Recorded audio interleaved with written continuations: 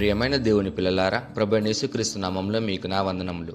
ఈరోజు దేవుని వాగ్దానము హెబ్రీలకు 10వ అధ్యాయం 39వ వచనం. హెబ్రీలకు 10వ అధ్యాయం 39వ వచనం వాక్యం ఇలా ఉంది: మనము నశించుటకు వెనుక తీయ వారము కాము గాని ఆత్మను రక్షించుకొనుటకు విశ్వాసము గలవారమై ఉన్నాము అని. ప్రియమైన సహోదరి సహోదరులారా, ఈ రోజుల్లో చాలా మంది విశ్వాస జీవితంలో ఒక పోరాటాన్ని ఎదుర్కొంటున్నారు. అదేంటంటే, ఒకప్పుడు ప్రార్థనలో ఉత్సాహం, దేవుని కోసం తపన, సంఘానికి నిబద్ధత ఉండేవి. కానీ ఈ రోజుల్లో ఇంకా చాలు, ఇంతకంటూ ముందుకు పోలేను, నిశ్శబ్దంగా వెనక్కి వెళ్ళిపోదామనే ఆలోచనలు చాలామందికి వస్తున్నాయి. కష్టాలు పెరుగుతున్నప్పుడు, ఆలస్యం అయినప్పుడు, జవాబు కనిపించినప్పుడు వెనక్కి తగ్గిపోవాలనిపిస్తుంది. అలాంటి పరిస్థితుల్లోనే ఈరోజు దేవుడు నీకు ఒక స్పష్టమైన ప్రకటన ఇస్తున్నాడు. నువ్వు వెనక్కి తీయడానికి పిలువబడలేదు కానీ నువ్వు నిలబడడానికి పిలువబడ్డావు అని. ఇదే ఈరోజు దేవుని వాగ్దానం. ఈ వాక్యాన్ని 3 భాగాలుగా చూద్దాం. మొదటిగా, మనం నశించుటకు వెనుక తీయవారము కాము అని. వెనక్కి తీయడం అంటే భయంతో ఆగిపోవడం, నిరుత్సాహంతో నిశ్శబ్దంగా తప్పుకోవడం, దేవునిపై ఆశ తగ్గిపోవడం. వెనక్కి తీయడం కనిపించకపోవచ్చు, కానీ అది లోపల మొదలవుతుంది. ఎలా అంటే, ప్రార్థన తగ్గిపోతుంది, వాక్యం చదవడం తగ్గిపోతుంది, విశ్వాస నిర్ణయాలు ఆగిపోతాయి. దేవుడు ఇక్కడ స్పష్టంగా చెప్తున్నాడు, నువ్వు అలా వెనక్కి వెళ్ళేవాడు కాదు అని. నీ గుర్తింపు అది కాదు, నీ పిలుపు అది కాదు. రెండోదిగా, కాము గాని అని ఉంది. ఈ 2 మాటలు చాలా శక్తివంతమైనవి. దేవుడు చెప్తున్నాడు, నువ్వు వెనక్కి తగ్గేవాడో కాదు అని. మూడోదిగా, ఆత్మను రక్షించుకున్నటకు విశ్వాసం గలవారము అని. అది దేవుని దృష్టిలో మన నిజమైన స్థితి.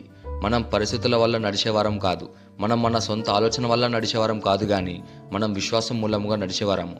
విశ్వాసం అంటే అర్థం కాకపోయినా ముందుకు అడుగు వేయడం, ఫలితం కనిపించకపోయినా దేవునిపై నమ్మకం ఉంచడం, ఆలస్యమైన వెనకకి తగ్గకపోవడం.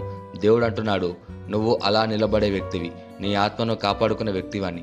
దీనికి ఒక గొప్ప ఉదాహరణ నోవాహు జీవితం. నోవాహు కాలాన్ని ఊహించండి.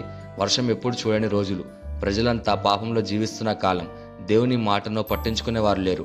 అలాంటి సమయంలో దేవుడు నోవాహుతో మాట్లాడాడు. నోవాహు ఓడ కట్టాడు. నోవాహు ఏం చేయగలడు? నవ్వులకు భయపడి వెనక్కి తగ్గొచ్చు, ఇది అసాధ్యమని ఆగిపోవచ్చు. కానీ నోవాహు వెనక్కి తీయలేదు. సంవత్సరాల పాటు వర్షం లేకపోయినా, ఎగతాళి చేసినా అతడు విశ్వాసంతో ముందుకు వెళ్ళాడు. ఫలితం ఏమైంది?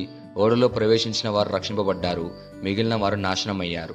ఇక్కడ దేవుడు మనకు చూపించేది ఏంటంటే, వెనక్కి తీయడం నాశనానికి నడిపిస్తుంది, అలాగే విశ్వాసం రక్షణకు నడిపిస్తుంది అని. ఇక్కడ మరో ఉదాహరణ పేతురు యేసయ్యను ప్రేమించాడు, యేసుతో నడిచాడు, కానీ ఒక్క క్షణంలో భయపడ్డాడు. 3 సార్లు యేసయ్యను నిరాకరించాడు. అది వెనక్కి తీయడంలా కనిపిస్తుంది, కానీ అక్కడే కథ ఆగలేదు. యేసయ్య తిరిగి పేతురుని పిలిచాడు. నన్ను ప్రేమిస్తున్నావా అని అడిగాడు. పేతురు మళ్ళీ నిలబడ్డాడు, విశ్వాసంతో ముందుకు వెళ్ళాడు.